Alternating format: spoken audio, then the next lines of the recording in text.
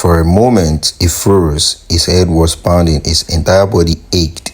Question flooded his mind, but he had no answers. Why would Tunde's father leave a message like this, and why was it addressed to Tunde? Daniel remained calm and said nothing. 3 days passed. Tunde was still unconscious, unable to decide what to do. Daniel, of knowing which nurse had been on duty when they were first brought into the hospital. The mystery remained unsolved. Days turned to weeks. Weeks turned into months. Eventually, both boys recovered and returned to normal life. Soon after, they stood side by side at the funeral, paying their final respect to Tunde's parents. After the burial, Tunde's family lawyer gathered everyone together to read the will.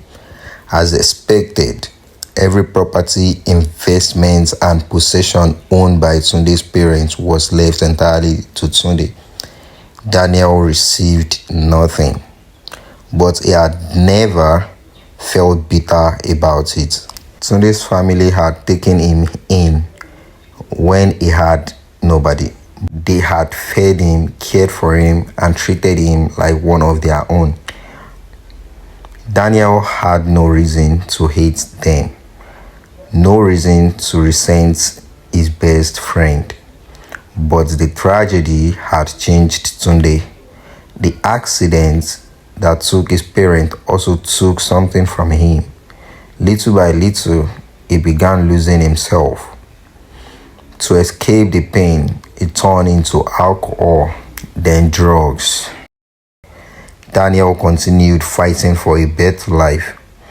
After being thrown out of Tunde's house, he had nowhere to go. He worked day and night, taking every legal job he could find just to survive. Some days had carried heavy load at construction sites, other days washing dishes at restaurants or cleaning office late at night. Life was not easy. He had paused his education because he could barely afford food and shelter. Yet, despite all the hardship, Daniel never gave up. He remembered the promises he had made to himself years ago after losing his parents. One day, I will become somebody. One evening, after a long day of work, Daniel sat alone on a bench at a bus station. The weather was cold. People walked past him without paying attention, losing in thought, while people kept taking everything from him. That was when an elderly man quietly sat beside him. The man looked to be in his late 60s. He wore a simple dark coat and held an old walking cane. For several minutes, neither of them spoke. Then the old man suddenly smiled and said, "You looked exactly like your father." Daniel's heart skipped a beat. Slowly, he turned toward the stranger. "I'm sorry. Do I know you?" The old man stared at him carefully.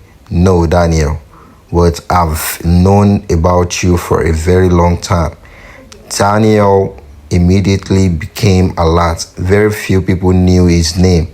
The old man reached into his coat pocket and pulled out a small photograph. When Daniel looked at it, he froze. It was a picture of his parents, a picture he had never seen before.